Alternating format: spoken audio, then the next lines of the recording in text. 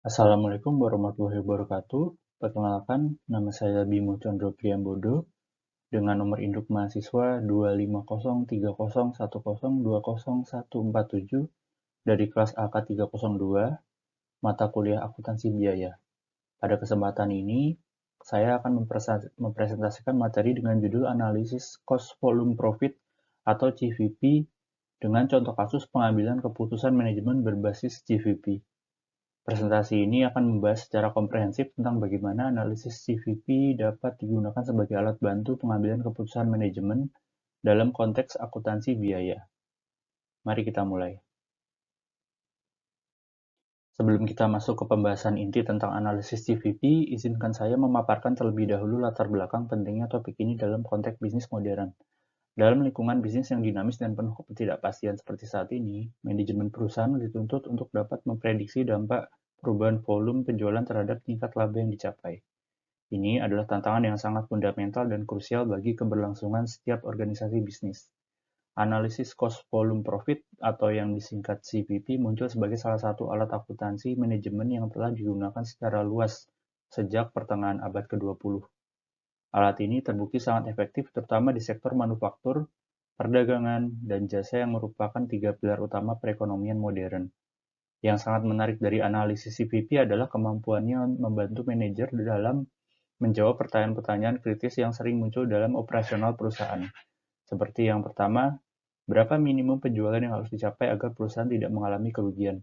Ini adalah pertanyaan mendasar yang harus dijawab oleh setiap manajemen. Beberapa volume penjualan yang diperlukan untuk mencapai target laba tertentu. Misalnya, jika kita menargetkan laba 100 juta tahun ini, berapa unit yang harus kita jual? Ketiga, bagaimana perubahan harga jual dan struktur biaya akan mempengaruhi profitabilitas perusahaan. Ini sangat relevan ketika perusahaan ingin melakukan penyesuaian harga atau efisiensi biaya. Dengan memahami analisis CVP, manajemen dapat membuat keputusan yang lebih terukur dan berbasis data, bukan hanya berdasarkan intuisi semata. Pengertian analisis CVP. Mari kita mulai dengan memahami definisi atau pengertian dari analisis CVP ini secara lebih mendalam.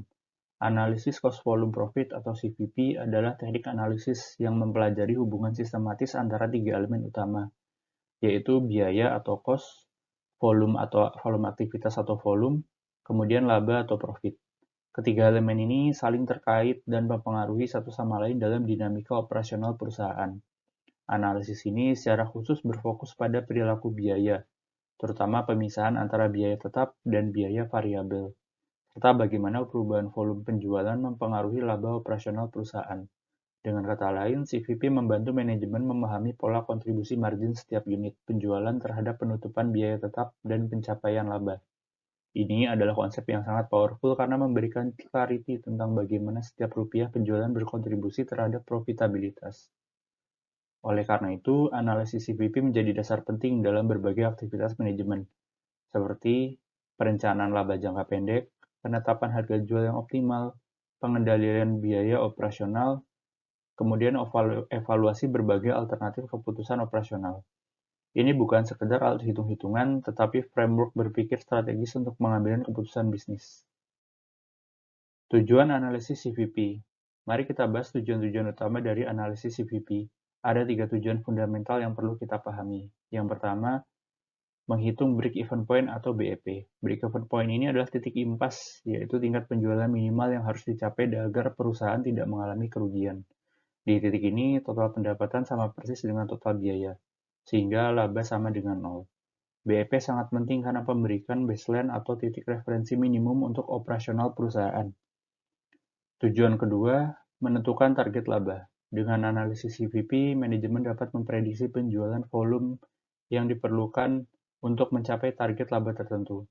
Misalnya, jika perusahaan menargetkan laba 50 juta di kuartal depan, analisis CVP dapat menghitung secara presisi berapa unit yang harus terjual untuk mencapai target tersebut. Tujuan ketiga, mengukur margin of safety.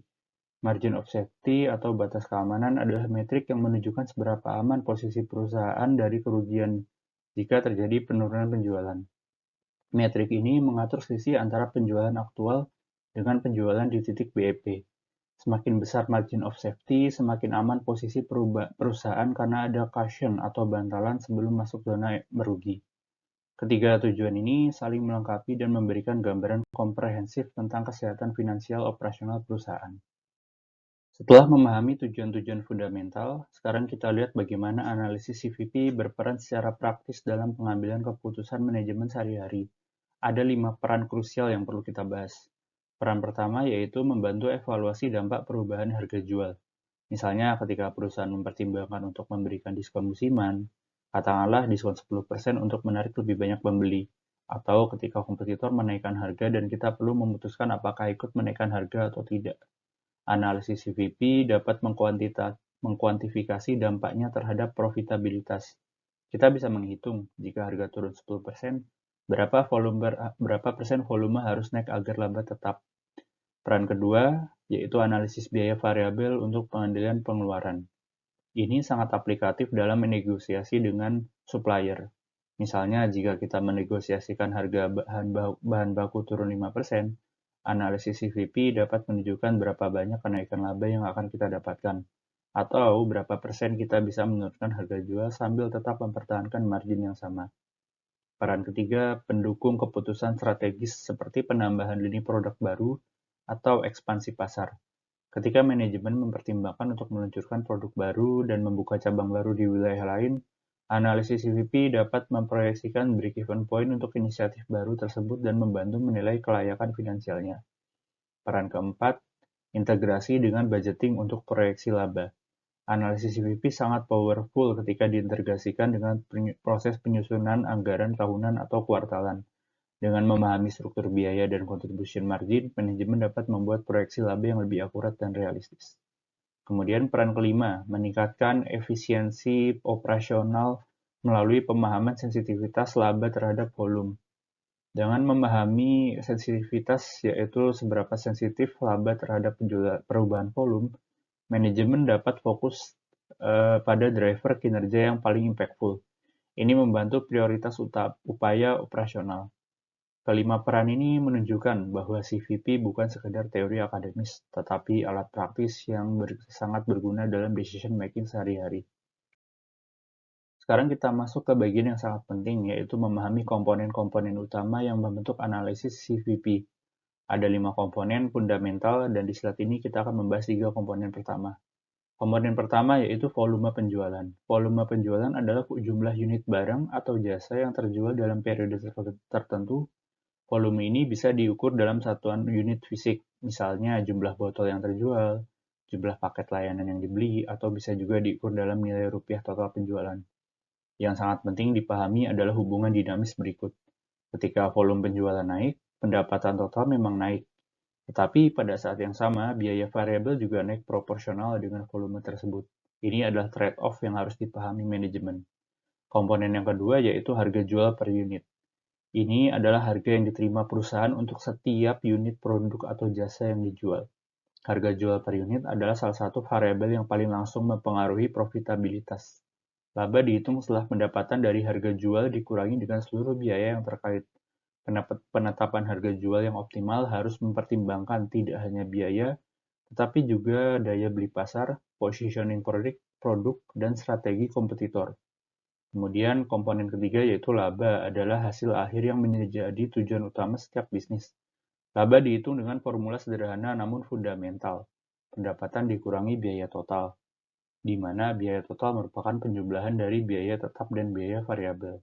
Laba adalah indikator kesuksesan operasional dan menjadi dasar untuk reinvestasi, pertumbuhan, dan reward kepada pemegang saham. Sekarang kita lanjut ke kedua komponen berikutnya yang sangat krusial dalam analisis CVP, yaitu biaya tetap dan biaya variabel. Pemahaman mendalam tentang kedua jenis biaya ini adalah kunci keberhasilan analisis CVP. Mari kita mulai dengan biaya tetap atau fixed cost. Biaya tetap adalah biaya yang tidak pernah berubah dengan perubahan volume produksi atau penjualan selama kita masih berada dalam relevan range atau rentang relevan. Relevan range adalah rentang aktivitas di mana asumsi biaya tetap masih valid. Contoh konkret biaya tetap yang sering dijumpai yaitu sewa gedung pabrik. Misalnya 50 juta rupiah per bulan tetap harus dibayar entah kita produksi 1000 unit atau 10.000 unit. Kemudian gaji karyawan tetap. misal staf administrasi, manajer, dan karyawan yang digaji bulanan. Kemudian biaya asuransi peralatan, salah satunya premi asuransi yang dibayar periodik. Lalu depresiasi mesin, yaitu penyusutan nilai aset tetap yang dialokasikan setiap periode. Dampak biaya tetap sangat signifikan, semakin tinggi biaya tetap, semakin tinggi pula break-even point. Artinya, perusahaan harus menjual lebih banyak unit untuk menutupi biaya tetap tersebut sebelum mulai menghasilkan laba. Sekarang kita bahas biaya variabel atau variable cost. Biaya variabel adalah biaya yang berubah proporsional dengan volume produksi atau penjualan. Yang menarik adalah total biaya variabel naik seiring volume, tetapi biaya variabel per unit tetap konstan. Contoh konkret biaya variabel yaitu bahan baku. Misalnya 10.000 per unit produk. Jika produksi 1.000 unit, maka total bahan baku 10 juta rupiah. Jika 2.000 unit menjadi 20 juta rupiah. Lalu upah buruh langsung, pekerja yang dibayar per unit atau per jam kerja langsung. Kemudian biaya pengiriman, yaitu ongkos kirim yang tergantung jumlah barang yang dikirim. Kemudian komisi penjualan, misalnya 5% dari nilai penjualan, semakin besar penjualan, semakin besar komisi. Dampak biaya variabel, biaya ini mempengaruhi contribution margin secara langsung. Semakin rendah biaya variabel per unit, semakin tinggi contribution margin, dan semakin cepat perusahaan mencapai break-even. Pemisah yang akurat antara biaya tetap dan biaya variabel adalah fondasi dari analisis CVP yang valid dan reliable. Sebelum kita melakukan perhitungan CVP, sangat penting untuk memahami asumsi-asumsi yang mendasari analisis ini. Setiap model analitis memiliki asumsi dan CVP tidak terkecuali. Mari kita bahas secara sistematis. Asumsi dasar yaitu asumsi pertama. Semua biaya yang dapat dipisahkan secara akurat menjadi biaya tetap atau biaya variabel. Dalam praktik ini berarti tidak ada biaya semi variabel yang tidak disesuaikan. Biaya semi variabel seperti listrik yang sebagian tetap dan sebagian tergantung usage atau penggunaan harus di breakdown terlebih dahulu menggunakan metode seperti high-low method atau regression analysis. Asumsi kedua yaitu biaya variabel per unit tetap konstan. Meskipun volume berubah, ini berarti tidak ada economic of scale atau diskon volume besar yang mengubah biaya variabel per unit. Dalam realitas, supplier mungkin memberikan diskon jika kita beli dalam jumlah besar. Tapi untuk tujuan analisis VP sederhana, kita asumsikan biaya per unit tetap. Kemudian asumsi ketiga, biaya tetap konstan dalam relevan range tertentu. Misalnya, biaya tetap diasumsikan konstan untuk volume produksi di antara 5.000 hingga 10.000 per unit. 10.000 unit. Di luar rentang itu, misalnya jika produksi melonjak ke 15.000 unit, mungkin kita perlu menambah shift kerja atau sewa gudang tambahan, sehingga biaya tetap berubah. Asumsi lainnya yang perlu diperhatikan yang pertama, harga jual per unit tidak berubah sepanjang periode analisis. Ini berarti tidak ada inflasi yang signifikan atau tidak ada promosi diskon besar-besaran yang mengubah harga. Kedua, semua unit diproduksi langsung terjual, tidak ada akumulasi persediaan barang, tidak ada akumulasi persediaan barang jadi yang signifikan.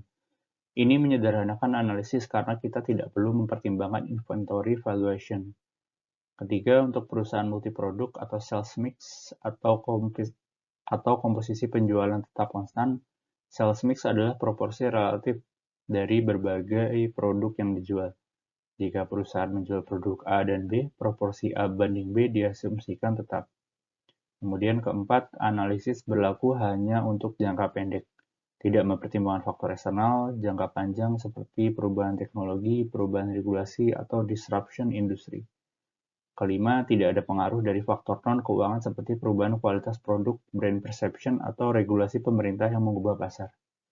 Kemudian implikasi penting, jika asumsi-asumsi ini dilanggar dalam praktik, hasil analisis bisa bias atau tidak akurat.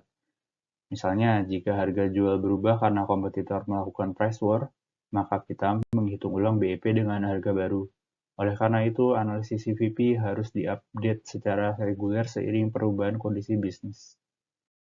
Sekarang kita masuk ke bagian yang sangat teknis tetapi fundamental, yaitu rumus-rumus dasar yang digunakan dalam analisis CVP. Ada 6 rumus kunci yang perlu kita kuasai. Mari kita bahas satu persatu dengan detail. Yaitu rumus pertama, contribution margin per unit. Yaitu harga jual per unit dikurangi biaya variabel per unit. Contribution margin per unit mewakili kontribusi setiap unit penjualan terhadap penutupan biaya tetap dan pencapaian laba. Ini adalah konsep yang sangat powerful karena menunjukkan beberapa banyak sisa dari setiap rupiah penjualan setelah menutup biaya variabel langsung. Rumus kedua yaitu contribution margin ratio, yaitu contribution margin per unit dibagi harga jual per unit dikali 100%. Contribution margin ratio menunjukkan persentase pendapatan yang tersisa setelah biaya variabel dibayarkan. Misalnya, jika rasionya 40%, artinya setiap 100 rupiah penjualan, 40 rupiah tersisa untuk menutup biaya tetap dan menghasilkan laba. Rumus ketiga, break-even point dalam unit, yaitu biaya tetap dibagi contribution margin per unit. Ini menghitung volume minimal dalam unit yang harus dijual agar total pendapatan sama dengan total biaya, sehingga perusahaan tidak untung dan tidak rugi alias impas. Rumus keempat, break-even point dalam rupiah, yaitu biaya tetap dibagi contribution margin ratio. Ini menghitung minimal dalam nilai uang yang diperlukan untuk mencapai break-even. Ini lebih praktis untuk bisnis yang menjual banyak produk berbeda karena kita fokus pada nilai penjualan total, bukan unit individual. Rumus kelima yaitu unit untuk laba target, yaitu biaya tetap ditambah laba target dibagi contribution margin per unit. Rumus ini sangat berguna untuk perencanaan target. Misalnya, jika manajemen menargetkan laba 100 juta rupiah, berapa unit yang harus terjual? Rumus ini memberikan jawaban presisi, yaitu kemudian rumus ke-6, margin of safety. Rumusnya adalah penjualan aktual dikurangi BEP dibagi penjualan aktual dikali 100%. Margin of safety mengukur seberapa jauh penjualan aktual dari titik break-even. Dinyatakan dalam persentase, semakin tinggi persentasenya dalam semakin aman posisi perusahaan. Misalnya, jika margin of safety 30%, artinya penjualan bisa turun hingga 30% sebelum perusahaan mulai merugi. Keenam rumus ini adalah toolkit fundamental untuk melakukan analisis CVP yang komprehensif. Sekarang mari kita aplikasikan semua konsep dan rumus yang telah kita pelajari ke dalam sebuah studi kasus konkret. Saya akan menggunakan kasus PT Maju Jaya, sebuah perusahaan minuman kemasan. Data dasar perusahaan, yaitu harga jual per botol sebesar Rp50.000. Biaya variabel per botol Rp30.000, mencakup bahan baku minuman, label kemasan, botol plastik, dan biaya packaging. Biaya tetap tahunan sebesar Rp120 juta, mencakup sewa gedung pabrik, gaji karyawan tetap seperti supervisor dan admin, utilitas dasar seperti listrik dan air, serta biaya overhead lainnya. Kemudian target laba tahunan sebesar Rp60 juta. Dengan data ini, mari kita hitung langkah demi langkah. Langkah pertama yaitu menghitung contribution margin per unit. Dengan rumus harga jual per unit dikurangi biaya variabel per unit. Perhitungannya yaitu Rp50.000 dikurangi Rp30.000 sama dengan Rp20.000. Setiap botol yang terjual menyumbang Rp20.000 untuk menutup biaya tetap dan menghasilkan laba. Ini adalah margin kontribusi langsung dari setiap unit penjualan. Kemudian langkah yang kedua, menghitung contribution margin ratio dengan rumus contribution margin per unit dibagi harga jual per unit, kemudian dikali 100%. Perhitungannya yaitu Rp20.000 dibagi Rp50.000 dikali 100% sama dengan 40%. Maka dari itu, dari setiap 100% penjualan, Rp40 atau 40% tersisa setelah membayar biaya variabel. Rp40 inilah yang tersedia untuk menutup biaya tetap dan menghasilkan profit. Dua langkah pertama ini memberikan kita fondasi untuk perhitungan-perhitungan berikutnya. Sekarang kita lanjutkan dengan langkah-langkah berikutnya dari kasus PT Maju Jaya. Langkah ketiga yaitu menghitung break-even point dalam unit. Rumusnya biaya tetap dibagi contribution margin per unit. Perhitungannya yaitu Rp120 juta dibagi 20.000 sama dengan 6.000 botol. PT Maju Jaya harus menjual minimal 6.000 botol per tahun untuk mencapai titik impas. Di volume ini, perusahaan tidak untung dan tidak rugi. Total pendapatan tetap sama dengan total biaya. Kemudian langkah keempat, menghitung break-even point dalam rupiah. Rumusnya biaya tetap dibagi contribution margin ratio. Perhitungannya yaitu Rp120 juta dibagi 40% atau 0,4, sama dengan 300 juta rupiah. Maka dalam nilai penjualan, PT Maju Jaya harus mencapai penjualan minimal 300 juta per tahun untuk impas. Ini adalah target penjualan minimum yang harus dipenuhi. Kemudian langkah kelima yaitu menghitung unit untuk target laba 60 juta rupiah. Rumusnya biaya tetap ditambah laba target dibagi contribution margin per unit. Perhitungannya yaitu 120 juta rupiah ditambah 60 juta rupiah, kemudian dibagi 20.000 rupiah, sama dengan 180 juta rupiah. Dibagi 20.000 rupiah sama dengan 9.000 botol. Maka dari itu, untuk mencapai target laba 60 juta, PT Maju Jaya harus menjual 9.000 botol per tahun. Ini adalah 3.000 botol lebih banyak dari BEP. Kemudian, langkah ke-6, menghitung margin of safety dengan asumsi penjualan aktual 9.000 botol. Rumusnya penjualan aktual dikurangi BEP dibagi penjualan aktual dikali 100%. Perhitungannya yaitu 9.000 dikurangi 6.000 dibagi 9.000 dikali 100% sama dengan 3.000 dibagi 9.000 dikali 100% sama dengan 33,33%. Maka dengan penjualan aktual 9.000 botol, PT Maju Jaya memiliki margin keamanan sebesar 33,33%. Artinya penjualan boleh turun hingga 33,33% atau sekitar 3.000 botol sebelum perusahaan mulai mengalami kerugian. Ini adalah cushion atau bantalan keamanan yang cukup sehat. Untuk memudahkan pemahaman kita, saya telah merangkum seluruh data dan perhitungan PT Maju Jaya dalam bentuk tabel komprehensif yang bisa Anda lihat di layar. Tabel pertama menunjukkan data dasar perusahaan yang mencakup yaitu harga jual per botol sebesar Rp50.000, biaya variabel per botol sebesar Rp30.000 yang breakdown-nya meliputi bahan baku, tutup botol, label, kemasan, dan biaya pengiriman. Biaya tetap tahunan sebesar Rp120 juta yang mencakup sewa pabrik, gaji karyawan tetap, listrik dasar, dan depresiasi mesin. Target laba tahunan sebesar Rp60 juta yang ingin dicapai manajemen tahun ini. Tabel kedua menunjukkan hasil perhitungan CVP secara sistematis dengan 6 langkah yang telah kita bahas, yaitu nomor 1, contribution margin per unit sebesar 20.000 yang berarti setiap botol menyumbang 20.000 untuk biaya tetap dan laba.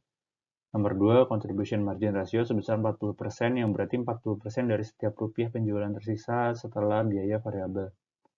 Nomor 3, break even point dalam unit sebesar 6.000 botol volume minimal untuk impas. Nomor 4, break-even point dalam rupiah sebesar 300 juta, yaitu nilai penjualan minimal untuk impas. Nomor 5, unit untuk target laba sebesar 9.000 botol volume yang diperlukan untuk mencapai laba 60 juta rupiah. Nomor 6, margin of safety sebesar 33,33%, yaitu batas keamanan dari kerugian jika penjualan turun. Tabel ini memberikan gambaran lengkap dan terstruktur tentang profil cost volume profit PT Maju Jaya yang sangat berguna untuk pengambilan keputusan manajemen. Dari analisis ini, manajemen dapat membuat berbagai keputusan strategis, seperti apakah harga jual sebesar Rp50.000 sudah optimal atau perlu disesuaikan. Kemudian, bisakah biaya variabel ditekan melalui negosiasi supplier atau efisiensi proses produksi. Apakah target laba Rp60 juta realistis dengan kondisi pasar saat ini. Lalu, berapa agresifnya strategi penjualan yang perlu dilakukan untuk mencapai 9.000 botol? Semua pertanyaan ini dapat dijawab dan dievaluasi menggunakan framework analisis CVP yang telah kita pelajari. Setelah kita melakukan perhitungan-perhitungan CVP, langkah yang sangat krusial berikutnya adalah menginterpretasi hasil-hasil tersebut untuk pengambilan keputusan yang lebih baik.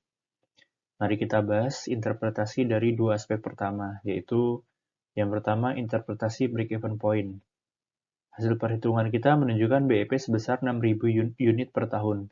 Apa makna praktis dari angka ini? Yang pertama yaitu dalam konteks operasional bulanan, ini berarti perusahaan harus mencapai minimal 500 unit per bulan untuk impas. Ini adalah target baseline yang harus dipenuhi setiap bulan.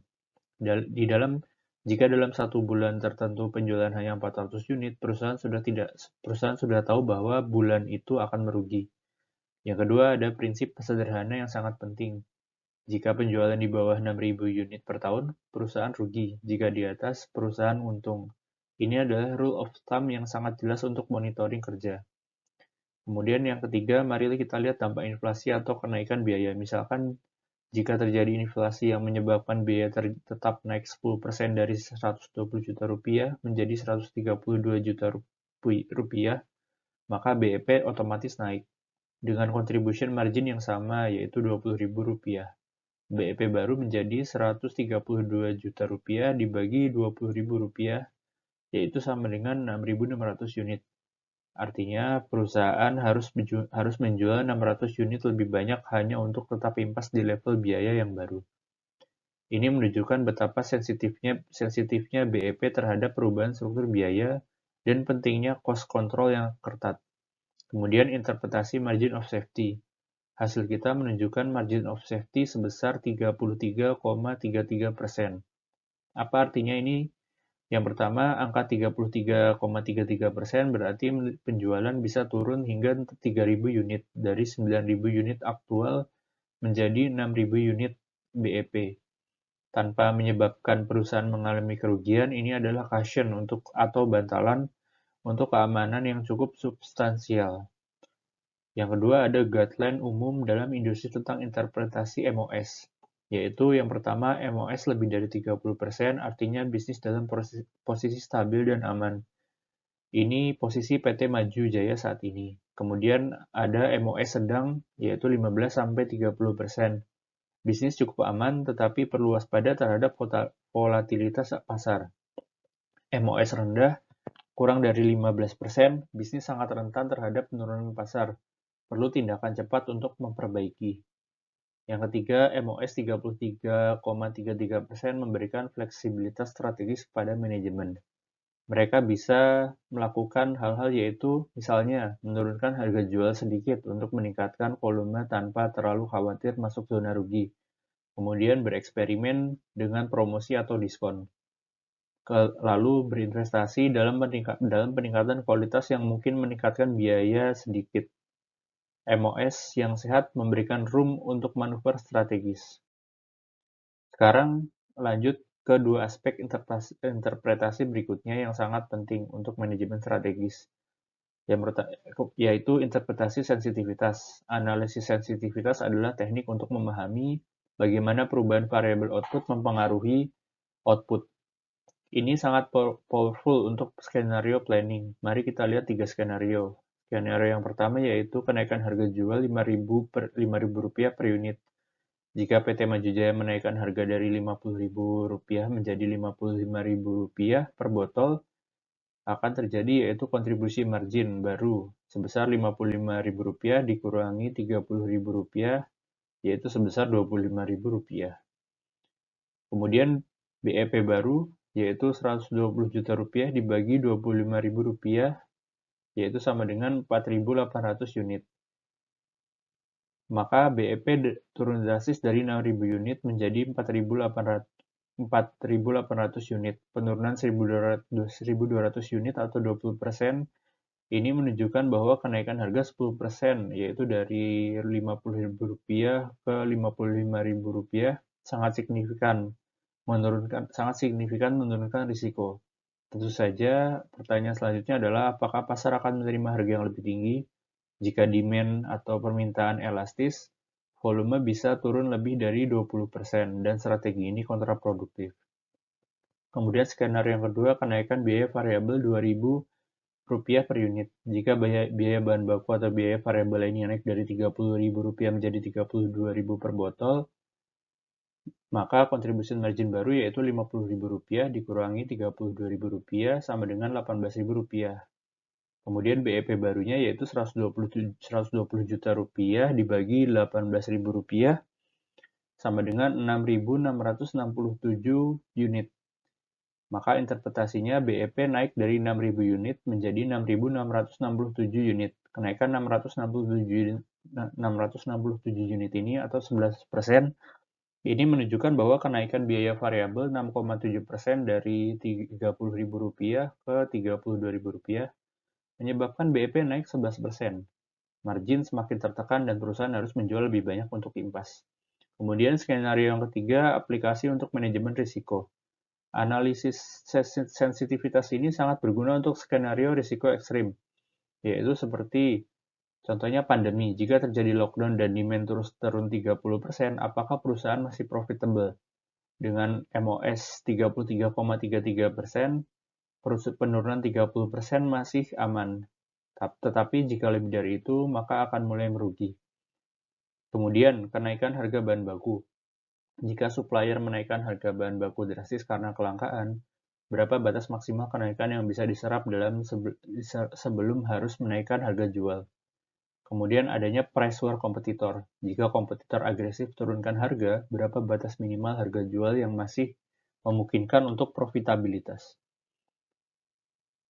Kemudian ada aplikasi manajemen. Dari analisis ini ada beberapa action item konkret untuk manajemen, yaitu yang pertama, prioritaskan pengurangan biaya tetap untuk menurunkan BEP. Misalnya, renegosiasi kontrak sewa dengan tuan tanah, kemudian otomasi proses untuk mengurangi kebutuhan staf tetap, kemudian outsource fungsi non-core untuk mengubah fixed cost menjadi variable cost. Kemudian yang kedua adalah monitor volume aktual versus target secara bulanan. Jangan tunggu sampai akhir tahun untuk mengetahui performance. Buat dashboard yang bisa melacak yang pertama penjualan bulanan versus BEP bulanan sebanyak 500 unit. Contohnya. Kemudian contribution margin aktual versus expected. Kemudian tren penjualan apakah naik, turun, atau flat. Kemudian yang ketiga adalah siapkan contingency plans untuk berbagai skenario. Misalnya jika volume turun 20%, apa yang harus dilakukan? Apakah potong biaya, mengintensifkan marketing, atau mendiversifikasikan produk? Kemudian jika biaya naik 15%, apakah kita naikkan harga atau cari efisiensi? Interpretasi yang baik bukan hanya tentang angka, tetapi tentang translating atau menerjemahkan angka menjadi keputusan strategis yang bisa dilakukan atau actionable. Sebelum kita mengakhiri pembahasan, sangat penting untuk memahami secara objektif kelebihan dan keterbatasan dari analisis CVP. Di sini ini akan membantu kita menggunakan tool ini menjadi lebih bijak dan efektif. Kelebihan yang pertama yaitu sederhana dan user friendly. Analisis CVP sangat mudah dihitung menggunakan spreadsheet seperti Excel atau Google Sheet. Formula-formulanya straightforward dan tidak memerlukan statistical software yang kompleks. Ini membuat CVP sangat cocok untuk manajer non-akuntan yang tidak punya background teknis mendalam tetapi perlu membuat keputusan berbasis data. Kemudian kelebihan kedua, fleksibilitas untuk analisis sensitivitas. Seperti yang kita telah ketahui di slide sebelumnya, CVP sangat powerful untuk what if scenarios dengan menggunakan satu atau dua variabel. Kita bisa langsung melihat dampaknya terhadap BEP dan profitabilitas. Ini sangat berguna untuk skenario planning dan risk management. Kemudian kelebihan ketiga, pendukung keputusan yang kuat. CVP membantu berbagai aspek decision making seperti perencanaan laba, kemudian pricing strategi, kemudian cost control jangka pendek. Kemudian kelebihan yang keempat, visual dan komunikatif. Grafik CVP yang menunjukkan garis pendapatan, garis biaya total, dan titik break-even sangat mudah dipahami oleh stakeholder non-teknis, seperti investor, board of director, atau pemegang saham. Visualisasi membuat konsep abstrak menjadi konkret. Kemudian kelebihan yang kelima, integratif dengan tools lain. CVP bisa dikombinasikan dengan tools manajemen lainnya seperti budgeting, forecasting, kemudian variance analysis. Sekarang mari kita bahas keterbatasannya. Keterbatasan pertama yaitu asumsi tidak selalu realistis. Di dunia nyata, banyak hal yang tidak sesuai asumsi CVP, misal biaya semi-variabel, harga jual bisa fluktuatif, kemudian biaya variabel per unit tidak selalu konstan. Kemudian keterbatasan yang kedua, terbatas pada relevan range. CVP tidak akurat jika volume melebihi batas relevan range. Misalnya jika produksi melonjak dari 10.000 ke 20.000 unit, mungkin perlu ditambah shift kerja atau biaya tetap naik. Jika volume turun drastis, mungkin ada inefisiensi biaya per unit naik. Kemudian keterbatasan ketiga adalah abaikan persediaan. CVP mengasumsikan semua yang diproduksi langsung terjual. Ini tidak terlalu cocok untuk bisnis dengan stok tinggi, seperti yaitu retail atau seasonal product di mana produksi dan penjualan tidak sinkron. Keempat, keterbatasan Keterbatasan keempat yaitu sulit untuk multi-produk. Jika perusahaan menjual banyak produksi dengan margin berbeda-beda, sales mix yang berubah bisa mendistorsi hasil. Misalnya, bulan ini penjualan didominasi produk high margin atau laba tinggi. Kemudian bulan depan penjualan didominasi produk low margin, yaitu atau laba turun meski volume sama. Solusinya adalah menggunakan weighted average contribution margin, tetapi ini menambah kompleksibilitas. Kemudian keterbatasan kelima, faktor non-keuangan diabaikan. CVP tidak mempertimbangkan faktor seperti kualitas produk, kompetisi pasar, dan regulasi. Keterbatasan yang keenam yaitu hanya untuk jangka pendek. CVP tidak cocok untuk analisis investasi jangka panjang seperti investasi aset tetap, ekspansi geografis yang memerlukan modal besar, kemudian research dan development dengan payback period panjang. Untuk keputusan jangka panjang perlu tools lain seperti net present value atau internal rate of return. Kemudian analisis CVP adalah tool yang sangat powerful tetapi tidak sempurna. Gunakan dengan memahami limitasinya dan kombinasikan dengan tools dan judgment lain untuk keputusan yang lebih komprehensif. Kita sudah sampai di akhir pembahasan, maka dari itu saya akan merangkum poin-poin kunci yang telah kita bahas hari ini secara komprehensif, yaitu ringkasan utama. Yang pertama, analisis cost volume profit adalah fondasi akuntansi manajemen untuk memahami dinamika kompleks antar biaya, volume penjualan, dan laba. Ini bukan sekedar formula matematis, tetapi framework berpikir strategis yang membantu manajemen membuat keputusan berbasis data, bukan intuisi semata. Kedua, ada komponen kunci yang harus dikuasai. Pemisahan biaya tetap dan biaya variabel, konsep contribution margin, dan break-even point sebagai tolak ukur kestabilan bisnis. BEP memberikan baseline performance di bawahnya perusahaan rugi. Di atasnya perusahaan untung, sederhana itu, tetapi sangat powerful. Ketiga, tujuan utama CVP adalah mendukung keputusan strategis seperti penetapan harga yang optimal, penentuan target penjualan yang realistis, dan manajemen risiko melalui pemahaman margin of safety. Dengan CVP, manajemen bisa menjawab pertanyaan seperti berapa minimal kita harus jual, kemudian berapa harga yang harus kita tetapkan, atau seberapa aman posisi kita. Kemudian manfaat praktis. Di bisnis nyata, seperti yang kita lihat dalam kasus PT Maju Jaya, analisis CVP membantu perusahaan yaitu mengoptimalkan operasi dengan memahami driver profitabilitas, mencapai laba berkelanjutan, kemudian merespon perubahan pasar dengan cepat. Kemudian yang sangat penting adalah integrasi dengan data real time. Di era digital ini, perusahaan bisa menggunakan dashboard real time untuk menampilkan penjualan aktual versus BEP secara live, kemudian kontribusi margin per produk atau per customer segment, kemudian alert otomatis jika penjualan mendekati zona break-even. Dengan data real-time, keakuratan dan responsiveness CVP meningkat drastis. Kemudian, rekomendasinya untuk mahasiswa akuntansi yaitu melatih terus pemahaman CVP dengan berbagai kasus studi. Jangan hanya menghafal formula, paham logik juga di balik setiap komponen. Coba aplikasikan ke bisnis nyata di sekitar Anda, seperti warung, toko, atau startup teman-teman Anda. Semakin banyak praktik, semakin banyak pemahaman. Kemudian untuk manajer atau praktisi, bisa menggunakan software modern seperti Excel dan Pivot Tables, Google Sheet dengan add-on, atau bahkan sistem ERP yang terintegrasi untuk simulasi dinamis. Buat sensitivity tabel yang menunjukkan berbagai skenario sekaligus. Otomatisasi dashboard agar tidak perlu hitung manual setiap bulan.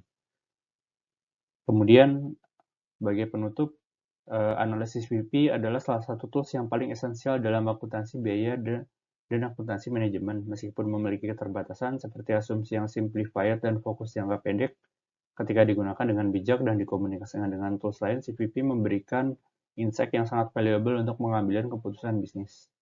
Angka-angka tanpa interpretasi hanya sekedar data, interpretasi tanpa action hanya sekedar analisis. Yang membuat CVP powerful adalah kemampuan kita mentransaksikan analisis menjadi keputusan strategi yang actionable. Baik, demikian presentasi saya tentang analisis cost volume profit dengan contoh kasus pengambilan keputusan manajemen berbasis CVP. Terima kasih banyak atas perhatian Bapak Ibu dosen dan teman-teman sekalian yang telah mengikuti presentasi ini dengan baik dari awal hingga akhir. Sekali lagi, saya Bimo Condro Priambodo, nomor induk mahasiswa 2503010200147 dari kelas AK302 mata kuliah akuntansi biaya. Terima kasih dan salam sukses untuk kita semua dalam perjalanan belajar kita. Semoga materi hari ini bermanfaat untuk pemahaman kita tentang akuntansi biaya dan akuntansi manajemen. Mohon maaf bila ada salah kata dan kata-kata yang kurang berkenan. Wabillahi taufiq wal hidayah. Wassalamualaikum warahmatullahi wabarakatuh.